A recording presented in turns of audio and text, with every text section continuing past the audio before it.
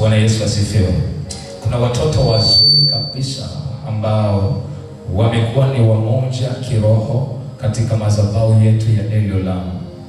Hawako kimwili lakini wako pamoja nasi. Hebu simama tuombe kwa ajili ya utukufu wa jina lake Yesu Kristo. Mungu aliye hai, ninaomba kwa utukufu wa jina la Yesu aliye hai, watoto wa Eliolam tulio nao katika ulimwengu wa roho, walioko nje ya Dar es Salaam na nje ya Tanzania, ambao Bwana wanaachilia sadaka zao kwenye madhabahu hii, ninaomba Roho wa neema ukawaatamie. Ninawatumia nguvu ya kustawi na kushinda juu ya kila magumu wanayopitia. Wakipita kwenye maji mengi, hayo maji hayatakugalikisha. Kama unapita kwenye moto na habari mbaya, huo moto hautakuteketeza. Maana Bwana ameahidi kukushika kwa mkono wake wenye nguvu. Tena ni ahadi takatifu kwao wamchao, ukawe kama Yakobo mahali popote, katika jina la Yesu Kristo. Haja zako na zijulikane na Bwana. Malaika wa madhabahu ya Eliolam katika baraka akafanyike baraka juu yako, juu ya mambo magumu akakufanyia wepesi.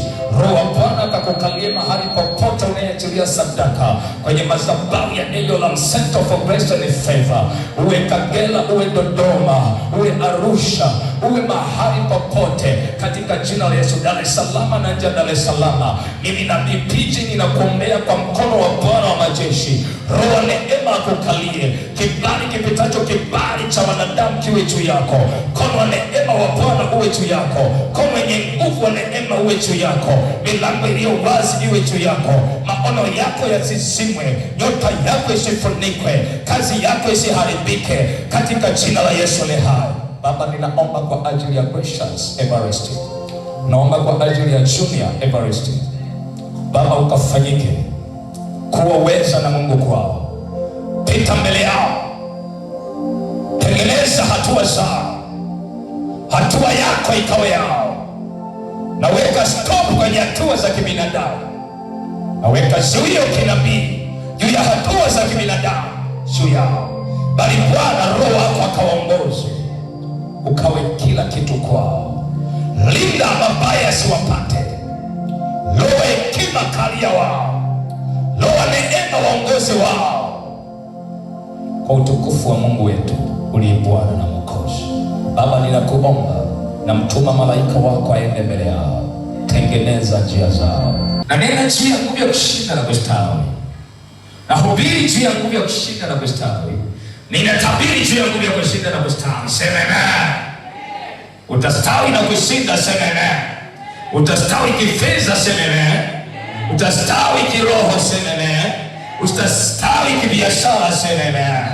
Utastawi kwenye maisha ya malango unayoishi, sema amen. Unabii ni kuamini. Neno la Mungu ni kuamini. Ustawi ni nini? Ustawi ni nini? Ili mtu anakuuliza, sasa kiongozi, ustawi ni nini? Mshirika mwenzio anakuuliza, ustawi ni nini? Sisi ndani ya Kristo Yesu, maana ya ustawi ni nini? Yaani ukikaa alafu ukaanza kujitafakari, kwa nini ni stawi? Ustawi ni nguvu iletayo. Yaani nini maana ya ustawi? Ustawi ni nguvu iletayo baraka za Mungu zinazohusu mwili na roho. Narudia tena. Ustawi ni nguvu iletayo, isababishayo baraka za Mungu kiroho na kimwili, fedha na mali. Narudia mara ya tatu. Nini maana ya ustawi? Ni nguvu iletayo baraka za Mungu juu ya muamini ndani ya Kristo Yesu, kiroho na kimwili, kukusababishia fedha na mali.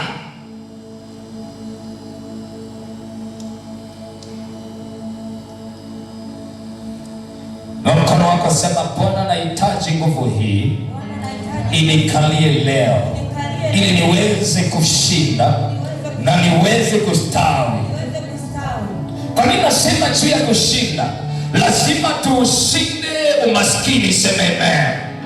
Lazima ushinde hali mbaya, sema amen. Nikawa namsemesha Mungu, ghafla Mungu akaniambia, omba neema ya kuvuka majira yaliyopo. Omba neema ya kuvuka majira yaliyopo. Ni majira gani uliopo? Neema ya kuvuka majira uliopo. Kuna watu wamekukataa, neema ya kuvuka majira uliopo. Kuna kukosa na kutindikiwa, neema ya kuvuka majira uliopo. Kuna nauli zimepanda, neema ya kuvuka majira uliopo. Mafuta yamepanda, neema ya kuvuka majira uliopo. Kuna vita vya Irani, neema ya kuvuka majira yaliyopo. Kuna COVID, ni neema ya majira uliopo.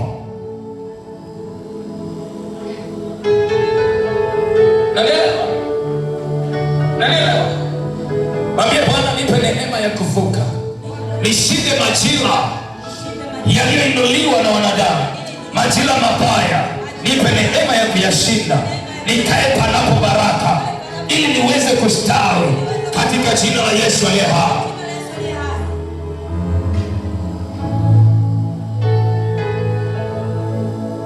Kila majira yanapogeuka, ya kiroho na ya kimwili, kila habari njema inapokuja, omba neema ya kushinda hayo majira.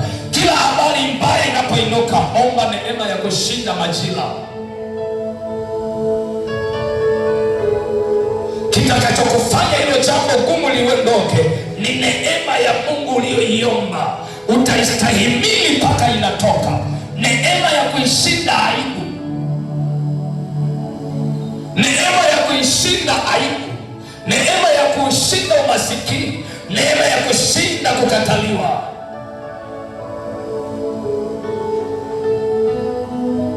Nimetoa mfano wa hakika. Mafuta yamepanda, nipe neema Bwana, majira mapya haya. Nipe neema ya kuvuka majira haya. Sivyo utapaki gari nyumbani,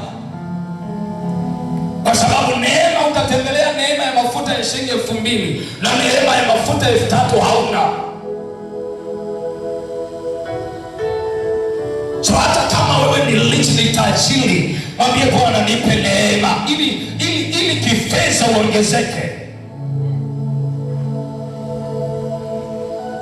Utashindwa kula kwa sababu unga utapanda. Utashindwa kula vitu vizuri, mambo yanabadilika. Kila ukifika dukani utaambiwa, unajua vitu vimepanda, alafu wewe neema yako ni ile ile. Hebu inua mkono wako kwa imani prophetic, mwambie Bwana, nipe neema niweze kuvuka mipaka hii. Prophetic, mwambie Bwana, nipe neema niweze kushinda majira haya, niweze kutembea katika neema ya baraka. Nipe wingi wa fedha na mali, nipe wingi wa fedha na vitu, niweze kushinda majira haya, majira yaliyogeuka, ya kiroho na ya kimwili, juu ya kiroho na kimwili, juu ya kifedha na mali, juu ya vitu na fedha.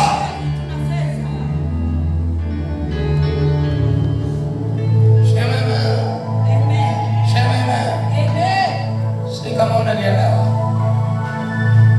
sisi kama unanielewa. Kwa nini nikasema ustawi ni nguvu? Nguvu ni nini? Maana hivi haya yote ni mafumbo tata. Haya yote ni mafumbo yanahitaji kufunguliwa. Unahitaji nguvu. Nguvu ni nini? Secret, ni siri ya mtu kufanikiwa. Nguvu ni nini? Yesu Kristo ndiye nguvu juu ya ustawi wa mtu.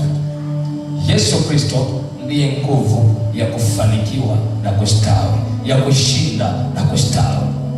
Kwa hiyo nje ya nguvu ya Kristo Yesu, mwanadamu kustawi na kushinda vita vya kiroho haiwezekani. Narudia tena, haiwezekani. Katika damu na nyama uliopo, pasipokuwa na nguvu ya Kristo Yesu kuishinda vita vya rohoni vinavyohusu uchumi, kushinda vita vya roho vinavyohusu fedha, vinavyohusu mali, vinavyohusu ardhi, ni ngumu kushinda. Mpaka uwe wa rohoni. Ukisha kuwa mtu wa kiroho, tayari una nguvu ya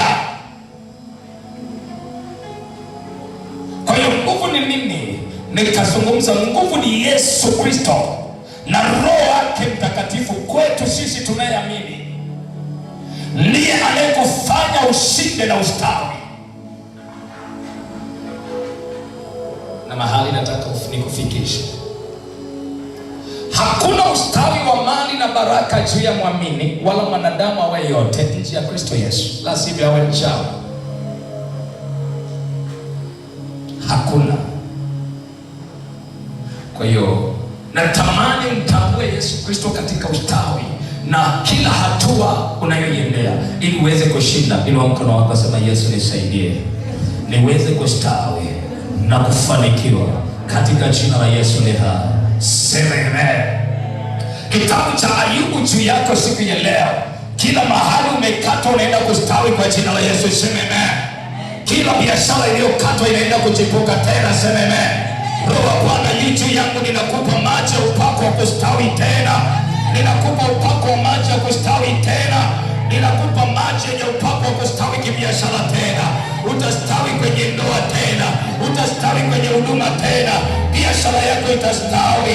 Maisha yako yatastawi. Roho ya Bwana yu juu yangu. Yesu aliye ndani yangu. Sema amen. Haleluya. Kitabu cha Ayubu, tuanze hapa. Ina vitu vichache. Muda wangu ni mchache kweli. Sasa nimalize sana. Sana kasoro. Sana kabla nimalize. Amen. Kitabu cha Ayubu 14 mstari wa 7.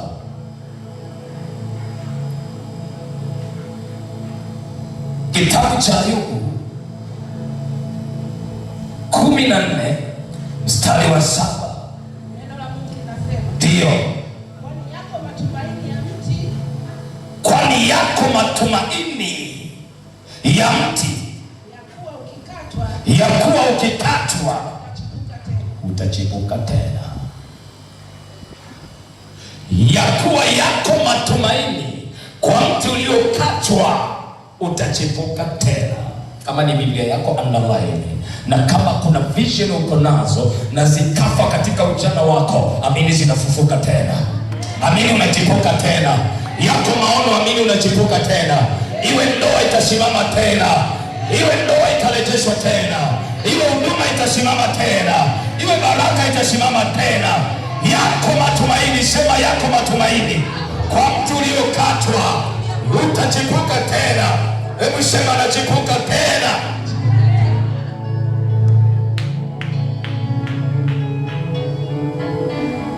Kwa mtu aliye makini, mti wake ukikatwa lazima upitie process. Yaani kwa mti unaoupenda alafu ukakatwa, si pale nyumbani kwako au shambani, kwa ghafla upanga upite juu ya ule mti, alafu bwana shamba vile ataulinda ule mti, ataupalilia kwanza, kwa sababu umepoteza nguvu ya ustawi. Ataupalilia au safishie maeneo, ikiwa na nguvu atauwekea mbolea, alafu atakuwa makini kumwagilia maji, kwa sababu vilitubisho vya mti havipo ndani yake. Kwa hiyo bwana shamba ataendelea kusafisha, nyasi zisiote, usikose mbolea, usikose maji. Hii ni nini maana yake? Kwa mtu uliyekatwa kimafanikio, mtu ulioharibiwa your destiny, lazima ukae kwenye miguu ya Yesu. Alafu uanze kuondolewa mapepo, uanze kuondolewa giza. Tuondoe, tusafishe uchawi, tuondoe kukataliwa, tuondoe kila aina ya uganga na ulozi. Kipindi hicho neno kama maji yanafanya kazi ndani ya mwamini. Alafu mtu anaanza kuchipua. Anaanza kuchipua. Mimi ndio maana huwa naamini sana kwa mtu anayefundisha. Na muamini kumfungua kutoka kwenye vifungo, na muamini kumfungua kutoka kwenye kamba za giza mpaka kiwango cha kumtumikia Bwana. Maana inawezekana kwamba huyu ni mtu uliokatwa ila sasa unachipua. Kwa hiyo unaweza kumtumikia Bwana na kumsifu, na huku ndiko kuzaa matunda. Sema amen. Sema nitazaa matunda. Sema nitazaa. Sema ninachipuka na nitazaa matunda. Nitakuwa baraka, nitabarikiwa, nitafanikiwa,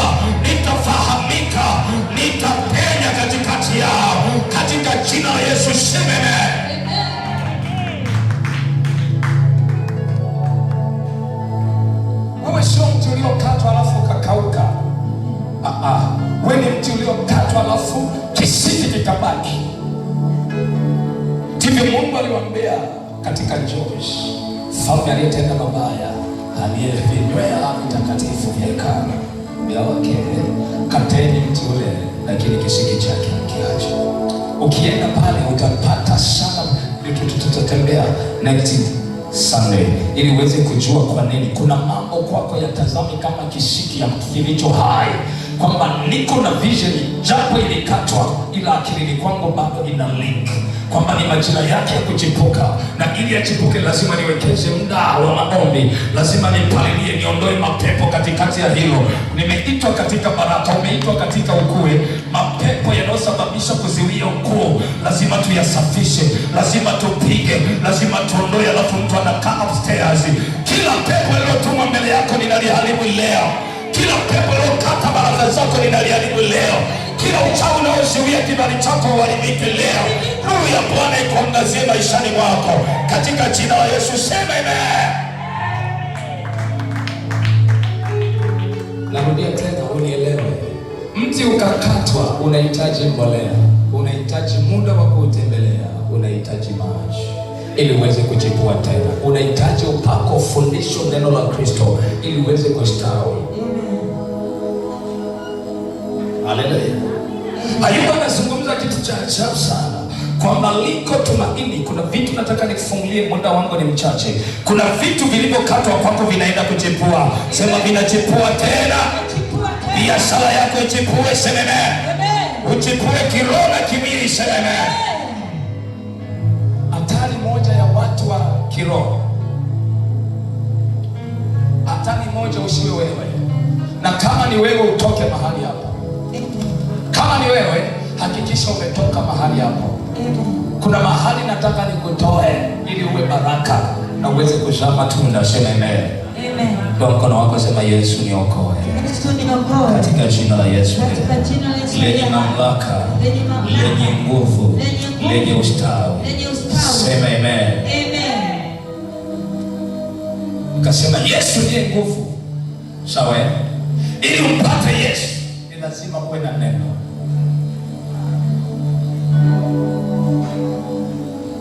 Yohana anazungumza kitu prophetic. Anasema huyo neno alifanyika mwili. Huyo neno alifanyika mwili. Baraka zako dina katika damu na nyama zina depend neno ambalo ni Yesu Kristo anayekaa ndani. Takufundisha kitu. Kanisani kuna watu wanalijua neno ila hawalishiki neno, na kuna watu wanalishika neno ndani yao ila sio neno la mafanikio. Sijui kama kuna mtu amenielewa. Sijui kama kuna mtu ananielewa. Nazungumza, kuna mtu mmoja unaweza ukamwona ni mtumishi vizuri, unakutana naye ni mwimbaji vizuri, unakutana naye ni muamini vizuri, ila halishiki neno. Ndani yake neno halipo.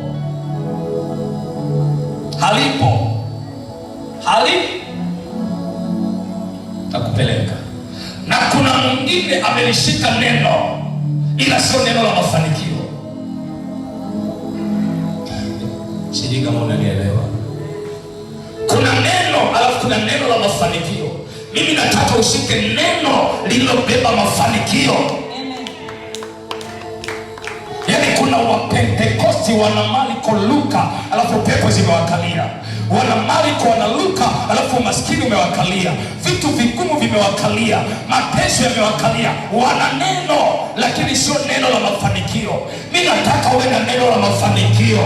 Ndani yangu nimelibeba neno la mafanikio. Sijabeba injili ya mapooza, nimebeba injili ya mafanikio. Ndio maana napiga vita ufanikiwe wewe. Mimi na wewe tutafanikiwa tu. Sina neno lisiloleta mafanikio. Ufanikiwe kiroho na kimwili, ufanikiwe mali na fedha. Acha nikuonyeshe kitabu cha Zaburi 119 mstari wa 11. Nikutoe mahali hapo.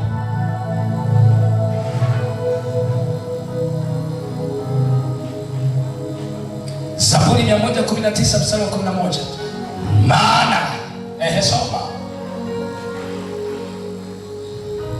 11. Moyoni mwangu nimeliweka neno lako, nisije nikakutenda dhambi. Wamebaki hapa. Wamebaki, amelishika neno. Yaani sisi ameokoka, amelishika neno. Dhambi ni mbaya na ameacha kila kitu kweli. Yaani kuna watu wamelishika neno ili wasimtende Mungu dhambi peke yake. Ukigonga kwenye mafanikio sio injili yao. Ukizungumza juu ya mafanikio sio kazi yao. Anasema hivi, moyoni mwangu nimelishika neno ili nisikutende dhambi. Ni kweli, hata wewe lishike hilo neno. Ninachozungumza, unapolishika dhambi make sure umefanikiwa. Maana dhambi ndio inazuia baraka za mtu. Kwa unaposhinda dhambi, injili ya pili, upande wa pili, tafuta mafanikio. Haleluya. Haleluya. Unapoishinda dhambi yoyote, upande wa pili nuruni mafanikio. Kuliko ukaishinda dhambi ukabaki maskini, maana yake umelishika neno lakini sio la mafanikio. Acha dhambi alafu dai mafanikio, maana dhambi ni mlango wa kuzuia baraka. Haleluya. So kuna watu ambao hawajalishika neno kabisa ila wanalihubiri neno. Hawajalishika neno kabisa ila wanaliimba neno. Ndani kwao halipo. Dhambi kawaida kwao. Dhambi kawaida kwao. Chochote kile mbele yao kawaida kwao. Neno kwao halijasimama. Ni kitu kingine kabisa. Kile kitu nakwambia leo, ninakupa injili ya upako wa kufanikiwa. Sema amen. Ufanikiwe juu ya mali na fedha. Sema amen. Pokea huo uwezo ndani yako. Pokea hiyo neema ndani yako. Pokea hicho kibali. Pokea roho ndani yako. Na neno lipenye kwenye kilindi cha moyo. Sema amen. Amen. Sema amen. Amen. Sema amen. Amen. Acha nikuonyeshe kitu ambacho kingine. Kuna kulishika neno. Kuna kulishika neno. Kitabu cha Yohana. Halafu neno likakaa ndani yako.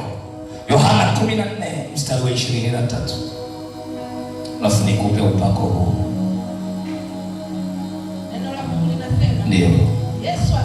Yesu akajibu. Akamwambia. Mtu akinipenda atalishika neno langu. Na Baba yangu atampenda. Endelea. Mtu asiyempenda yeye hayashiki maneno yake. Nalo neno mnalolisikia sio langu. Ila ni lake Baba aliyempeleka. Endelea. Hayo ndio niliyowaambia wakati nilipokuwa nikikaa kwenu. Lakini huyo msaidizi, huyo Roho Mtakatifu, ambaye Baba atampeleka kwa jina langu, atawafundisha yote. Atawafundisha yote.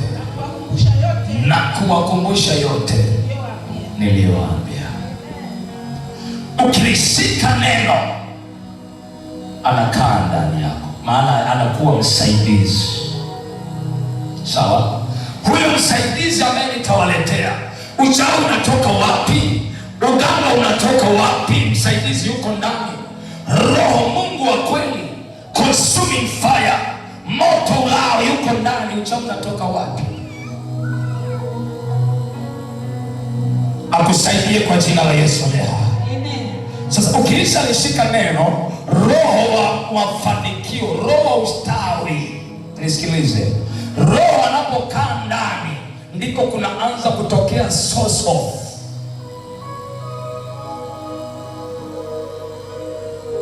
Mtu anaanza kufanikiwa kwa sababu amejua na kuitembelea nguvu ya kushinda na kustawi. Na kuhubiria hivi, roho leo anayekaa ndani yako hakikisha ameachilia ustawi wa fedha na mali. Amen. Amen. Kwa sababu anakaa ni msaidizi ambaye Yesu amekuachia ili usishindwe. Na mkono wako sema, Yesu nisaidie niweze kushinda katika jina la Yesu aliye hai. Sema amen. Hili ni neno la mafanikio kwako. Kama ni Biblia yako underline, kama sio yako utanisikiliza. Isaya 55 mstari wa 10. Niwekee upako wangu hapa niwape watu.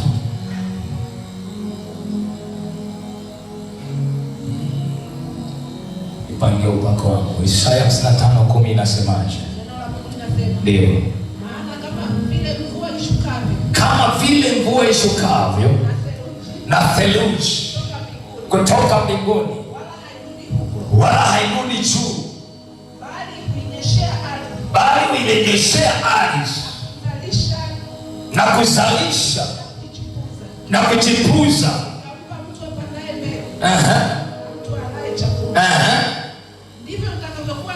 Ndivyo litakavyokuwa neno langu litokalo katika kinywa changu, halitanirudia bure, bali litatimiza mapenzi ya Mungu, nalo litafanikiwa katika mambo yote. Hebu sema mambo yote. Mambo yote. Kiroho na kimwili, fedha na mali, utajiri na ukwasi, nyumba na gari, tuvitu tuzuri. Yani kama unataka tuvitu tuzuri, anza kutusemesha rohoni.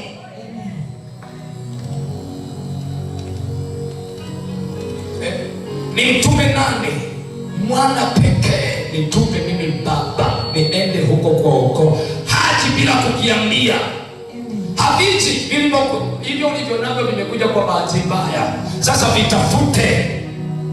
Yaani sio size yako, kimekuja kwa bahati mbaya. Ndio maana unashindwa hata kukitunza. Maana kilichopatikana kwa maombi kinatunzwa kwa maombi. Hebu kiite kitu ambacho umekigalamikia. Kuna majira watu tukimsifu Mungu tunamsifu kwa sababu ametutoa kwenye matope. Amen. Kuna majira tunamwabudu kabisa maana ametutendea mambo makuu yasiokuwapo kabisa duniani. Hayakuwepo kwenye family, hayakuwepo kwenye ndoa, hayakuwepo Tanzania. Kwa madaktari alishindikana. Kwa hiyo tunapomsifu tunamsifu, tunapomwabudu tunamwabudu maana ametenda. Tuliomba kabisa hatakuwa nacho alafu akafanya. Hichi ndicho ninakihubiri leo. Wacha Bwana akupe nguvu ya kustawi, akupe kushinda uchawi na mapepo. Roho za kukataliwa zikukatae, roho za kukataliwa zikuache, roho za ukiwa zing'oke, roho ya vitu vidogo vidogo zitoke katika jina la Yesu. Sema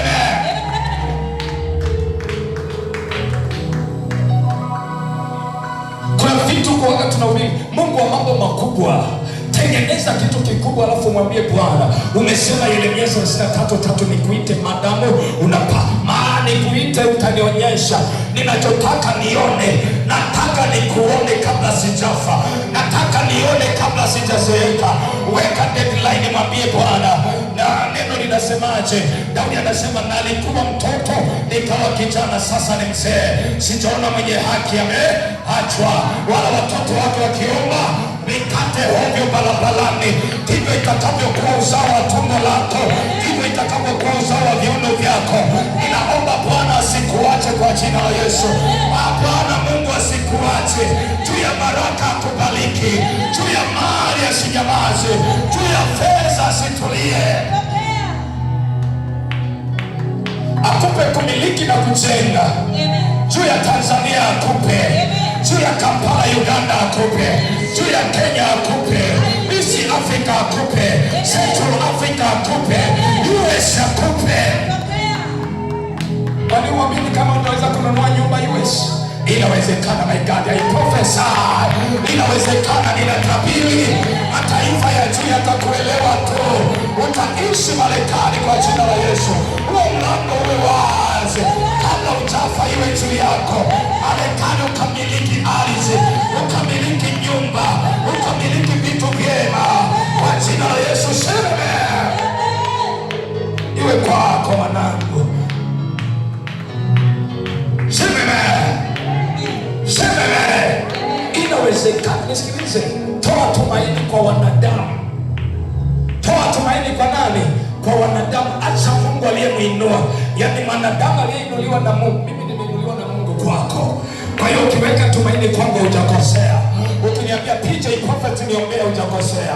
Maana nimewekwa kwa kusudi na Bwana mbele yako. Uko mahali hapa ili Bwana amenisimamisha mimi kama nabii, kama kuhani. Haleluya. Haleluya. Haleluya.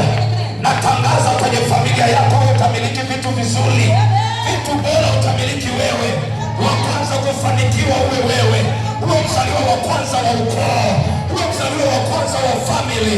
Uwe mzaliwa wa kwanza katika baraka. Uwe Yakobo kwa jina la Yesu. Uwe Israeli kwa jina la Yesu. Vitu vizuri vianzie langoni kwako, wengine wafate. Magari yaanzie kwako, wengine wafate. Kujenga nyumba nzuri yaanzie kwako, wengine wafate. Kuvaa vizuri yaanzie kwako, wengine wafate. Utajiri na heshima udumuo waanzie kwako, wengine wafate.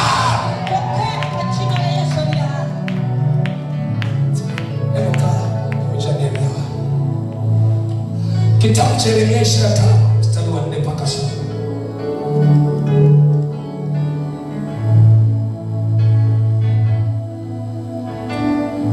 Yeremia 29 mstari wa 4 mpaka 7. Mahali mkaapo unapatazamaje? Ukitembea Dar es Salaam utazama, Tanzania unaitazamaje?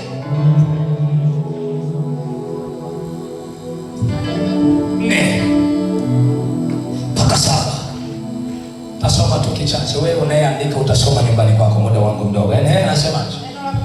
Ndio. Bwana wa majeshi, Mungu wa Israeli. Full stop kwanza. Anaitwa Bwana wa majeshi, Mungu wa Israeli. Awaambia hivi watu. Ngoja kwanza, ngoja. Anasemaje Biblia sasa? Hili ndilo Bwana mwenye nguvu zote, Mungu wa Israeli, awaambialo wale wote niliowapeleka kutoka Yerusalemu. Anawaambia aliowapeleka kutoka.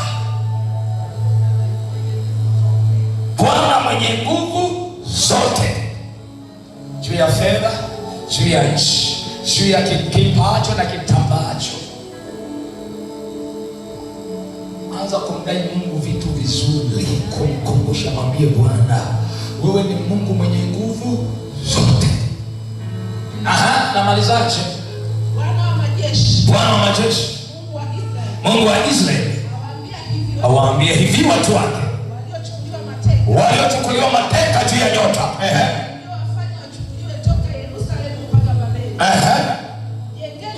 jengeni nyumba mkakae ndani yake, pandeni bustani mkale. Hebu sema nitakula matunda ya kazi yangu. Sema nitakula matunda ya biashara yangu. Sema nitakula matunda ya ujana wangu. Sema nitakula matunda ya uzee wangu. Shetani hautakula matunda yangu. Nitajenga nyumba, nitalala ndani na kuombea upako wa kujenga nyumba ya future house kwa jina la Yesu. Ununue ardhi na ujenge nyumba. Ununue ardhi kwa ajili ya kampuni yako. Ununue ardhi kwa ajili ya taasisi yako. Ununue ardhi kwa ajili ya biashara yako. Iwe juu yako kwa jina la Yesu. Ujenge na ufanye mambo mahali hapo. Shememe. Ama kwa uweza wa kimbingu, ninaombea madhabahu hii, upako huu ikawe neema juu ya watoto wako. Hii nguvu ya ustawi juu ya watoto wako, ikawe upako wa kustawi juu ya kiroho na kimwili. Waliofekwa liko tumaini juu yao, waliozimwa nyota liko tumaini juu yao, walioharibiwa neema yako Bwana inaonekana. Baba, ninayabariki maji haya yakachipuze ardhi, yakachipuze nyota, yakachipuze kipawa, yakachipuze baraka, yakachipuze neema yako katika jina la Yesu. Kila mwenye ufunuo wake atakayeshika sadaka na anayetaka bure achukue upako. Kenya, nimemaliza.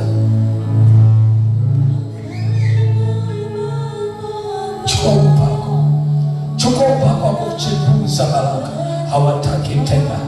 Wacha niwape watoto wangu. Wamekaa tu, hawataki kabisa. Wacha niwape watoto wangu. Huu ni upako wa kuchipuza baraka. Mungu akubariki. Beba upako huu kwa jina la Yesu aliye hai. Chukua upako huu.